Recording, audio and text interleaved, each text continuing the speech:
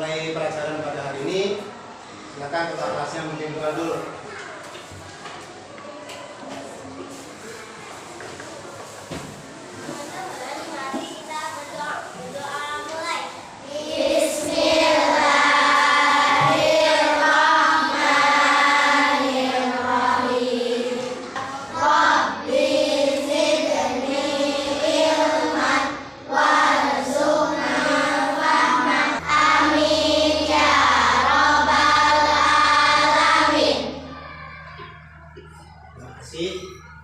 Baiklah, kita absen dulu ya. Apa? Hadira, Almira, Alia, Alisna. Baiklah anak-anak, kita pada hari ini akan menerangkan, menjelaskan kami tentang materi IPAS bab 5 topik B. Mengapa kita perlu makan dan minum? Setelah mempelajari materi ini, kamu diharapkan bisa mengetahui bagaimana makan dan tumbuh itu dan organ-organ pencernaan makanan yang bekerja dalam proses makanan bisa membantu kita tetap hidup. Harapannya setelah mempelajari materi hari ini, kamu semua akan dapat menjaga organ pencernaan makanan seperti sikat gigi, menggosok gigi, dan makan makanan bergizi sehingga kamu menjadi manusia-manusia yang sehat, yang selalu bersyukur pada Allah yang telah memberikan organ-organ pencernaan.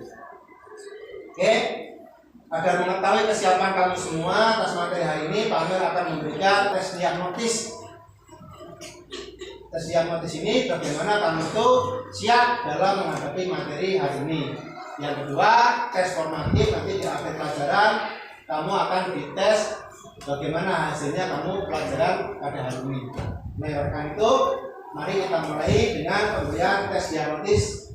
Mudah-mudahan kamu siap semua dengan materi yang ada pada ini.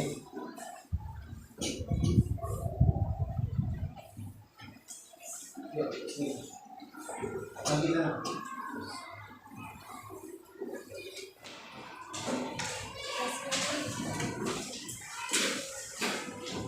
Baiklah anak-anak, untuk memahami materi hari ini tentang organ pencernaan makanan, kamu akan perhatikan video pembelajaran hari ini.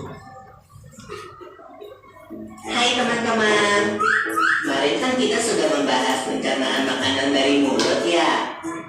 Setelah dari mulut, makanan kita menuju kerongkongan. Kerongkongan adalah suatu saluran seperti tabung sepanjang 20 cm yang menghubungkan antara rongga mulut dengan lambung. Di dalam kerongkongan terjadi gerakan peristaltik, yaitu gerakan meremas-remas yang dilakukan oleh dinding kerongkongan untuk membuat makanan tergolong masuk ke dalam lambung. Lambung adalah bagian dari organ pencernaan manusia yang paling elastis. Lambung berbentuk seperti kantong dan terletak di dalam rongga perut sebelah kiri atas. Di dalam lambung, makanan mengalami pencernaan secara mekanis dan kimiawi. Pencernaan mekanis dilakukan oleh dinding atau otot lambung yang meremas dan mengaduk makanan. Pencernaan kimiawi dilakukan oleh getah lambung yang dihasilkan oleh kelenjar getah lambung. Getah lambung mengandung enzim pepsin, enzim renin, dan asam klorida. Enzim pepsin berfungsi untuk memecah protein menjadi kaktor. Enzim renin berfungsi untuk mengendapkan protein susu menjadi kasein. Asam klorida atau HCl berfungsi untuk mengasamkan makanan dan membunuh kuman yang masuk bersama makanan. Selanjutnya, makanan dicerna di usus halus dulu. Usus halus merupakan usus terpanjang dalam saluran pencernaan karena panjangnya mencapai 6 hingga 7 meter. Di dalam usus halus terdapat cairan khusus yang membantu penyempurnaan pencernaan makanan. Oh iya, usus halus terdiri dari 3 bagian, yaitu usus 12 jari, usus kosong, dan usus penyerapan. Usus 12 jari atau disebut juga duodenum memiliki panjang kira-kira 25 cm. Usus 12 jari mencerna makanan dengan bantuan getah pankreas dan getah pankreas dihasilkan oleh penjalan pankreas. Getakan pankreas mengandung enzim-enzim berikut. Enzim amilase berfungsi mengubah zat tepung atau amilum menjadi zat gula atau glukosa. Enzim tripsin berfungsi mengubah keton menjadi asam amino. Enzim lipase berfungsi mengubah lemak menjadi asam lemak dan gliserol. Kalau getah empedu dihasilkan oleh hati dan disimpan dalam kantong empedu. Getah empedu berfungsi untuk mencerna lemak. Selanjutnya, usus kosong atau jejunum terletak di antara usus 12 jari dan usus penyerapan. Usus kosong memiliki panjang sekitar 2,5 meter dan berfungsi untuk mencerna makanan dari usus 12 jari. Terakhir adalah usus penyerapan yang merupakan tempat penyerapan sari-sari makanan. Habis itu, sisa makanan yang dicerna masih berlanjut ke usus besar. Nah, usus besar berfungsi menyerap cairan, vitamin, dan mineral dari sisa-sisa makanan yang telah diserap oleh usus halus. Pada usus besar terdapat bakteri yang berguna untuk tubuh bernama E. coli yang berfungsi untuk membantu proses pembusukan sisa makanan. Proses pembusukan sisa makanan akan menghasilkan kotoran atau feses yang kemudian dikeluarkan melalui anus. Organ terakhir yang bernama rektum adalah ujung muara dari usus besar yang berfungsi sebagai tempat penyimpanan feses sementara. Ketika rektum terisi penuh dengan feses, maka saraf akan mengirimkan respon kotak yang menimbulkan rasa ingin buang air besar. Anus adalah lubang di bagian bawah pantat yang berfungsi sebagai tempat keluarnya feses dari tubuh. Nah, ini tadi tentang video tentang organ-organ pencernaan makanan pada manusia.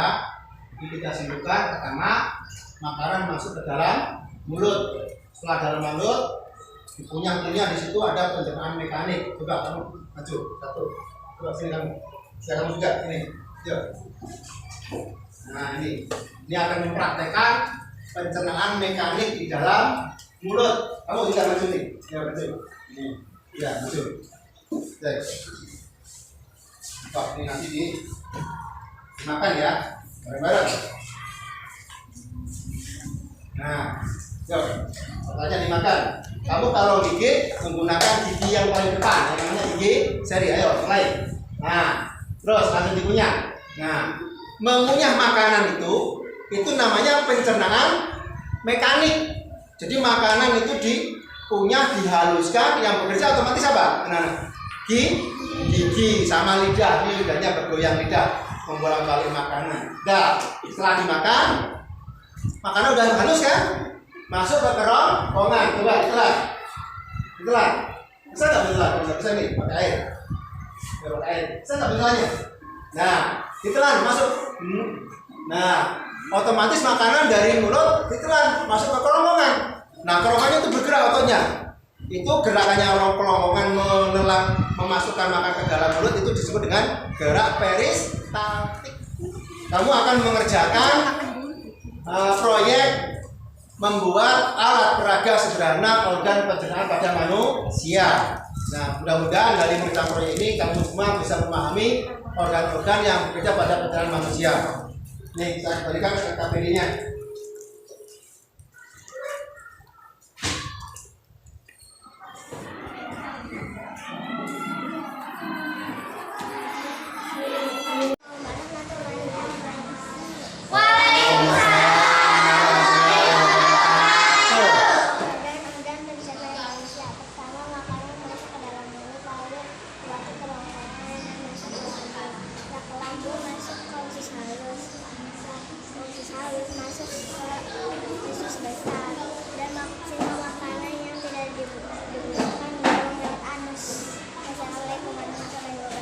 Waalaikumsalam warahmatullahi wabarakatuh. Terima kasih. Kelompok selanjutnya. Kelompok selanjutnya.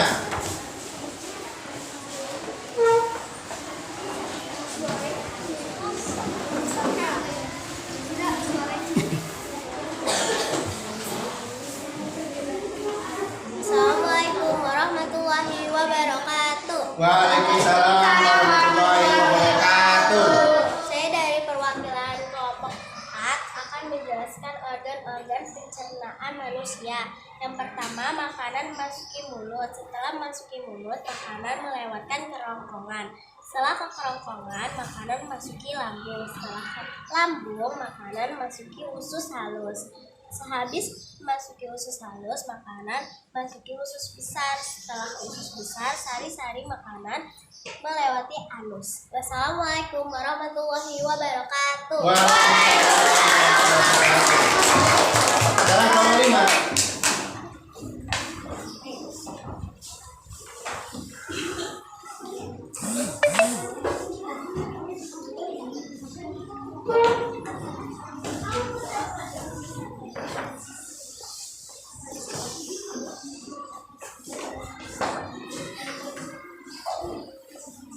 Assalamualaikum warahmatullahi wabarakatuh.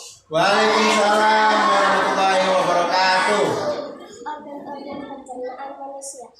Pertama, makan mulut. Kedua, ke kerongkongan. Ketiga, ke lambung. Keempat, ke usus halus. Kelima, ke usus besar. Keenam, ke anus. Assalamualaikum warahmatullahi wabarakatuh. Waalaikumsalam warahmatullahi wabarakatuh.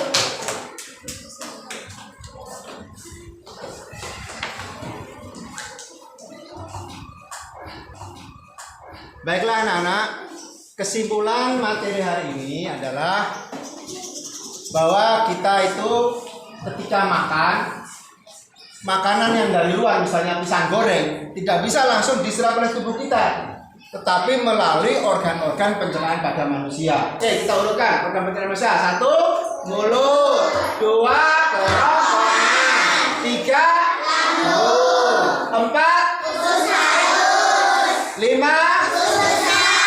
yang terakhir keluar lewat anus. Nah, sebelum pelajaran diakhiri, kamu akan saya adakan penilaian formatif.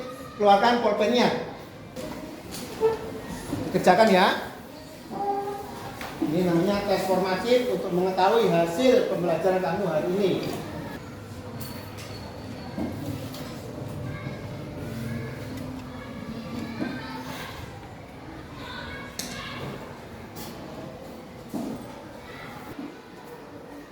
Yang sudah boleh dikumpulkan.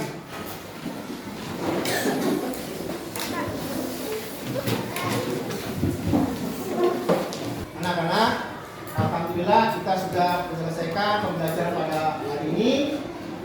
Mudah-mudahan kamu semua bisa memahami organ-organ yang bekerja pada pencernaan manusia sehingga kamu bisa menjadi manusia yang hidup sehat, selalu bersyukur kepada Allah yang telah memberikan organ pencernaan pada manusia.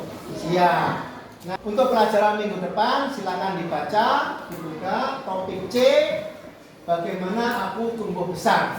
Itu menerangkan bagaimana kamu mulai di dalam kandungan, kemudian lahir sebagai bayi, kemudian bayi menjadi balita bawah 5 tahun, kemudian menjadi anak-anak, kemudian menjadi seumuran kamu sekarang ini, anak-anak, kemudian menjadi orang dewasa, orang tua, jadi manula, jadi nenek-nenek. Itu pelajaran untuk minggu depan. Silakan dipelajari, mudah-mudahan nanti minggu depan akan saya adakan tes dialogis lagi. Nah, mari kita tutup pembelajaran hari ini dengan membaca hamdalah bersama. Alhamdulillahirabbil alamin. Gimana pembelajaran hari ini? Senang tidak?